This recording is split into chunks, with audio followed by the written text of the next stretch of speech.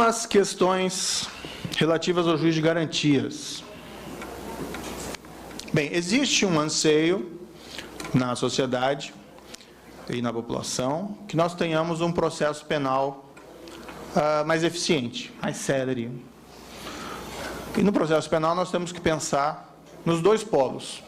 Nós temos, de um lado, o acusado, ou antes o investigado, antes da acusação, que tem direitos fundamentais, que têm que ser respeitados, direitos fundamentais, inclusive escritos na nossa Constituição, e não há nenhuma dúvida que eles devem ser respeitados.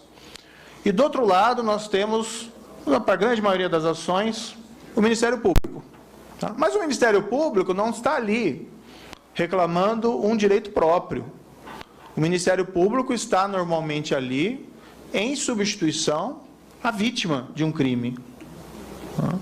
O Ministério Público está ali também substituindo a sociedade, que tem um anseio de que esses crimes, pela gravidade, pelo impacto que isso traz à vida social, desde que provados no devido processo legal, não permaneçam impunes. Então, nós temos que tomar cuidado, muitas vezes, com uma visão de que o processo penal é apenas um instrumento contra o acusado e não também um instrumento de realização de justiça. Porque existe a vítima e existe a sociedade que deve ser considerada. E esse processo penal ele deve ser eficiente, resguardados os direitos do acusado, resguardados os direitos da vítima, resguardados os direitos da sociedade. Não sei, tenho dúvidas, se essa proposição do juiz de garantia, separado do juiz do processo, é algo que se justifique ou que vai trazer maiores complicações dentro do nosso processo penal. Muito se alega, se argumenta que é oportuno o juiz de garantias, porque o juiz que instrui não deve ser o juiz que julga. E essas construções vêm lá principalmente do direito continental europeu, onde lá, desde 1808, foi criada, pelo menos no direito francês, a figura do chamado juiz de instrução, lá no Código Napoleônico de 1808. E na França, desde logo, se fez uma separação, juiz de julgamento e juiz de instrução. Só que o juiz de instrução do direito continental europeu, onde essa figura ainda permanece, não é propriamente um juiz com uma postura passiva, como daquele juiz que aprecia requerimentos das partes, mas sim um juiz que tem uma iniciativa, e não só iniciativa residual, mas uma iniciativa muito mais incisiva.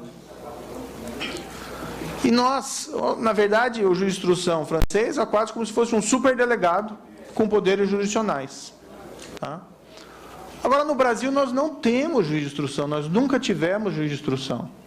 O juiz do processo penal, que participa da fase de investigação, e depois, pelo menos na primeira instância, se torna prevento para a ação penal também vai para ele também vai ser o juiz de julgamento, é um juiz que tem uma postura passiva, predominantemente passiva, simplesmente apreciando o requerimento das partes. Então, me parece que quiseram trazer uma construção doutrinária de que é necessário separar o juiz da fase de investigação do juiz da fase de julgamento, pensando numa figura que é o juiz de instrução, que não existe no direito brasileiro. Por outro lado, como foi colocado em relação aqui mesmo na exposição anterior pelo Dr. Silvio Rocha, a implementação prática disso será extremamente complicada, porque eu vou precisar no mínimo de 2 juízes em cada comarca. E nós não temos nas comarcas pequenas. E como nós vamos fazer? Duplicar o número de juízes?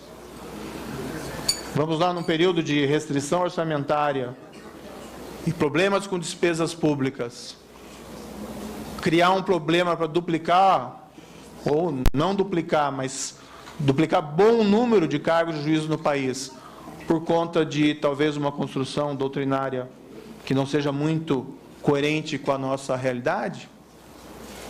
Claro que se podem colocar algumas regras excepcionais, como também ali sugerido. Então, o juiz, nas comarcas onde só tem um juiz, não se aplica as previsões relativas ao juiz de garantia. Mas aí gera uma inconsistência interessante, porque você precisa ter o juiz de garantia na concepção do Código, porque ele fica comprometida a sua imparcialidade e, portanto, ele fica impedido nos lugares onde ele exista. Agora, nos lugares onde não possa ter juiz de garantias, porque só tem um juiz de comarca, não existe esse mesmo problema da afetação da imparcialidade do juiz. O mesmo tipo de crime não pode julgar duas vezes. Diferente. Sem garantia. Pois é, o problema é que você tem um critério que está dizendo, olha, esse juiz da fase de investigação não pode ser o mesmo da fase de julgamento, porque a sua imparcialidade fica comprometida. Ah, mas nas comarcas pequenas, não. Então, é um argumento que, a meu ver, não faz lá muito sentido. Da mesma maneira, quando se fala do juiz de garantia nos processos de competência originária nos tribunais, lá se estabelece que um desembargador vai atuar como juiz de garantias e depois, na fase de julgamento, esse mesmo desembargador não pode ser relator, mas ele pode participar do julgamento. Então, assim, falta uma consistência, a meu ver, nessas construções relativas ao juiz de garantias. E a questão que se coloca é, realmente o problema do processo penal brasileiro é o juiz?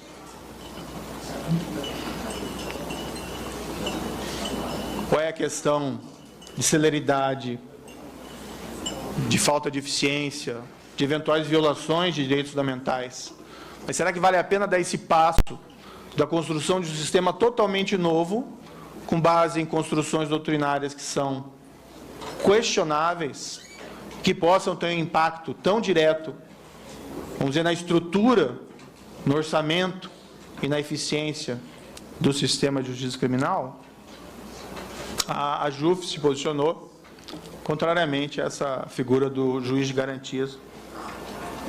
Muito embora a ideia, sim, né, se diga aqui que são boas intenções, é com base numa visão específica do processo penal, mas, a meu ver, em algumas construções equivocadas, porque o juiz brasileiro que participa na fase de investigação não é um juiz de instrução no modelo francês, ele não tem iniciativa probatória, e a iniciativa probatória do juiz é residual na fase de julgamento.